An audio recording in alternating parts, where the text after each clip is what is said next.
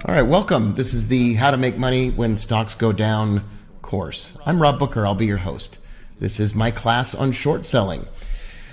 Here, just some basics out of the way. When I do this presentation, you're going to see the slide deck on the left and the slides in the middle or on the right. Some of you want me to go full screen, and I'm not going to do it. When I'm able to see the sections off to the left, it just helps me keep my place, and so I'll be able to stay on track. You'll also maybe see some webinar controls from time to time float in and out of the presentation, and hopefully that won't be overly distracting. Let's go. Section A1, welcome to the course, my friends. Here's what we're going to do inside the course. This is why shorting works, my friends. We're going to talk about that. We're going to talk about why it's just as risky as any other strategy and why it has a higher win percentage and what I need from you. So I'm going to talk to you just for a bit about why shorting works. If you look at a group of companies, any group of companies, especially companies that are trading for under $5 a share, if you look at any of these companies from day to day, or if you look at any list of stocks that are trading under a certain amount of money, if you look at these stocks, by and large, these stocks are all these companies are losing money. Almost every company with a stock price under $5 a share is losing money. Almost every single one of them. Now, the fact that they're losing money, and then you will hear this term repeatedly, the fact that they have negative cash flow means that these companies really aren't worth anything. Imagine if somebody handed you a business tomorrow, and that business lost $10,000 a month. In fact, every month you had, if they gave you the business, every month you'd have to put $10,000 of your own money into the business that you're not paying yourself. And on top of all of the other expenses that are already in the business, you have to put $10,000 of your own money into the business. Well, guess what? Most of the stock market is filled with companies that do not make enough money, and they are constantly borrowing money in order to survive. And that's why most of the companies that you see on this screen and every other screen known to man inside of the world of trading and has a stock price under $10, most of those companies, if they jump up, if the stock moves up, most of the time it's going to move back down. Now, let me address the question of whether short selling is more dangerous or risky than buying stocks, because that's a vicious, dirty rumor, and it's not correct. It's not true at all. So let's use, for an example, something along the lines of CYTO. And this is a chart that we were looking at just recently. Okay, the other morning, CYTO jumped up in the pre-market session. In fact, it jumped up over 100%, or about 100%. This company doesn't make money. You can see here down at the bottom of the screen here, it loses $26 a share. It's just a garbage company. It doesn't make any money. There's nothing good about this company. Maybe they had a press release. Maybe they announced that they had a new contract. Maybe they announced that the CEO was finally going to be out on parole. I don't know what they announced. But whatever they announced, I don't really care. I don't really actually care. What I care about is, does the company make money or not? And if the company doesn't make money, there's no justification for it to stay high. You just have to wrap your head around this, and you have to just kind of reconcile yourself to the fact that although you're an optimist, and although you love puppies, and although you like to eat healthy, and you believe in God, and all the other good things in your life, and your family is happy, and you're happy, the stock market is an unhappy, dangerous, sad place, and most stocks and most companies are garbage. Period. End of story. Don't try to change that fact. Don't try to turn it around. And all of the enthusiasm right here, as people are just so excited, they're just excited, and they're buying the stock, and they're jumping on in. All of these people are going to be sad later on today because they bought a company that doesn't make money. Period. Now, when you short a stock, you're making a bet that that stock's going to go down. You're doing the right thing. So is that more risky than buying stocks? No. Is it more risky to buy a stock that loses money or sell a stock that loses money? Wait, come on, think about it. It's more risky to buy the stock that's losing money. Period. End of story. Now, the reason people tell you that short selling is more dangerous is this. People will tell you that if you short sell a stock, so you sell short here, that you have an unlimited stop loss. that if you sell short at $4.46, this stock could rise to $100 a share that day, or $1,000 a share that day, or it could rise to infinity or $1 million a share that day. And so your stop loss or your potential risk is unlimited. That's what they tell you. Well, they're just a bunch of liars, and they're stupid, because our stop loss on this is going to go right above the highs. If we short this stock at $4.46, we're going to have a stop loss, and we're going to get out at that number. Now, let's say that for whatever reason, the stock jumps up and it halts and it causes a little bit of a problem, and you get out at, instead of $5.20, let's say your stop loss gets hit at $5.50 or something. You're still fine. Now we're gonna trade most of these during the pre-market session when there are no stock halts, so you're not really gonna have to worry about it. But the old saying that short selling is more risky than buying stocks is a lie. The only kind of risky trading is to have no stop loss. That's the kind of risky trading. You can trade without a stop loss when you buy stocks or when you sell stocks. Period. In the Hall of Fame of all-time investors, the people who made the most money are short sellers. Why? Because when a company is terrible and is losing money, it will fall way faster than it ever rose. Short selling is not riskier than other strategies. It's not. Period. I don't care what anybody says. Trading without a stop loss is risky, and we're going to use a stop loss. Now, why does short selling have a higher win percentage? One of the things that you're going to enjoy as a short seller is a higher win percentage. You're going to win more times than not. The reason is but let's say that there's a group of stocks every morning. Let's say you're looking at 4 stocks every morning that jumped up in the morning.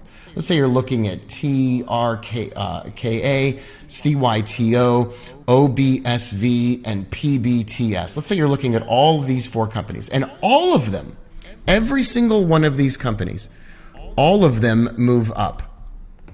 Let's say all of them move up. Within 24 hours, most of these companies are going to fall back down. Why? Because they all lose money. In other words, no matter how many of these stocks go up, almost all of them are going to fall back down because they don't make money. And you are going to be in a class of traders who don't believe that companies that lose money should be allowed to have healthy stock prices. You have so many things going for you in the world of short selling. There are so many reasons that companies that rise like this, that lose money, there's so many reasons that they fall back down. But at the heart of it, you're going to have a higher win percentage because it just makes more sense. Every single one of the companies that you see other people get excited about in the mornings, every single one of them, with very, very few exceptions, lose money. All right.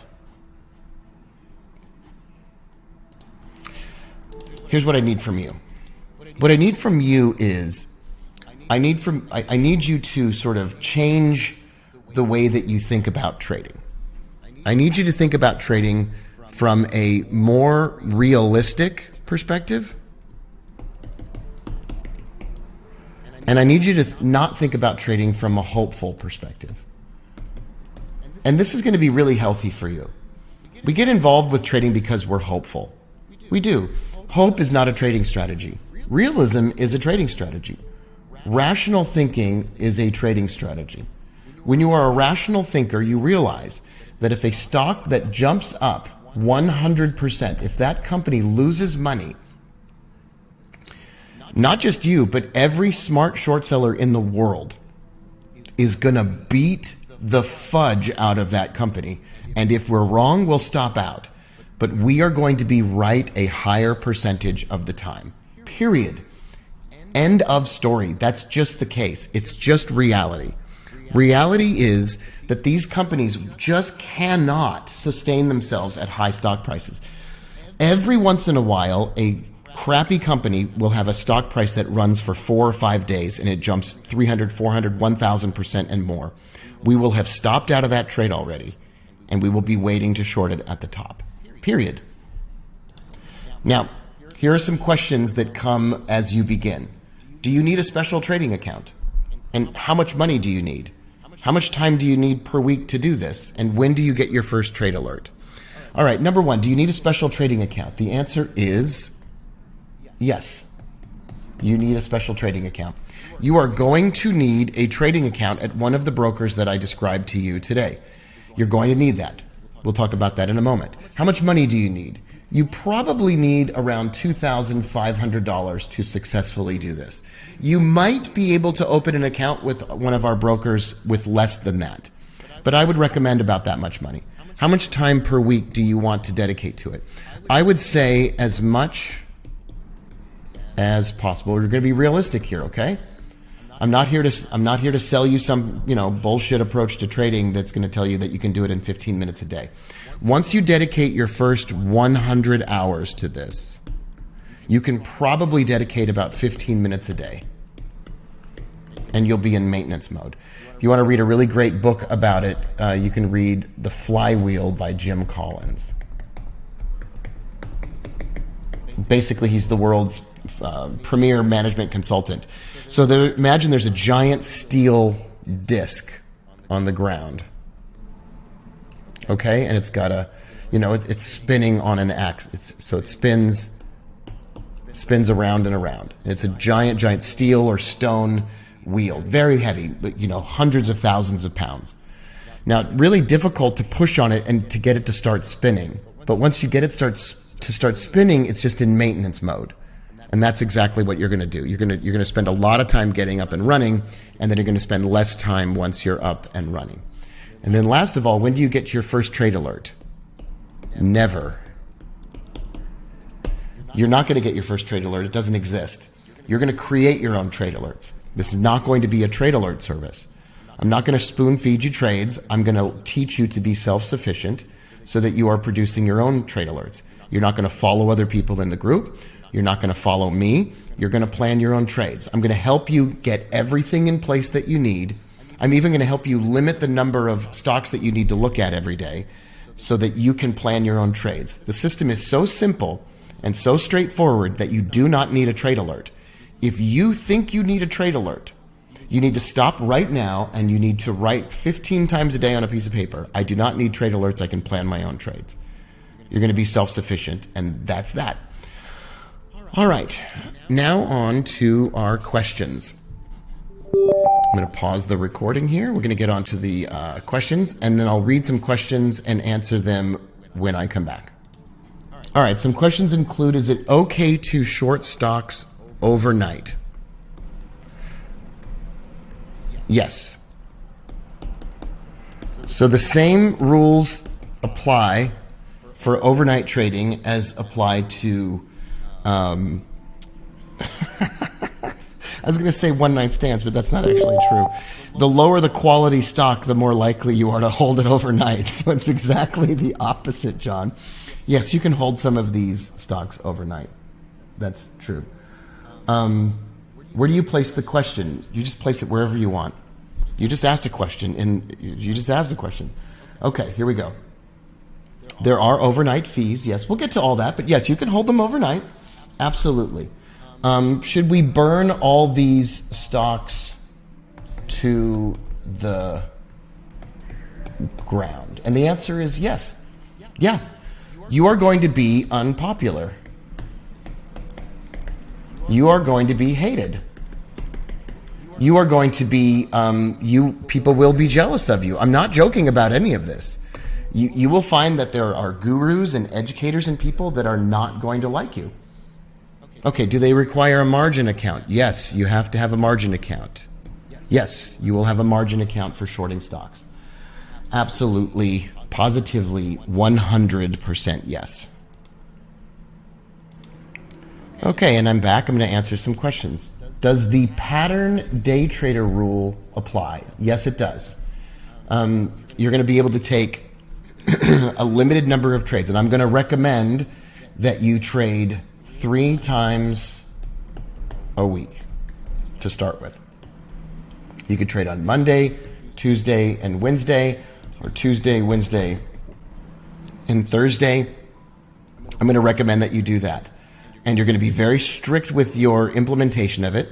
and you can hold some of these overnight, but we're going to talk a lot more about that. Can you enter stops overnight? Can you, in other words, can you get out of a trade overnight? No, you're going to use an order manually. You can set alerts up to be notified when the price hits a certain level. But generally speaking, you're going to need to be aware of what's going on. We'll talk more about stop losses and how you make sure that you manage your account in a way that protects yourself. We will definitely cover that. Is there a time frame to execute the trade? T. Stephen Brown, yes, we'll get to that. Is there a limit on how long you hold a short stock? Generally, you're going to hold it for about a day during the trading session. Let's see what else. Does the pattern day trader rule apply in Canada? I don't know. Look it up. Good question about stop losses in pre-market. Yes, that's a good question. All right. That's all the questions I'm going to answer in this section. Thank you for joining me. And let's get into the next section about what to do right now.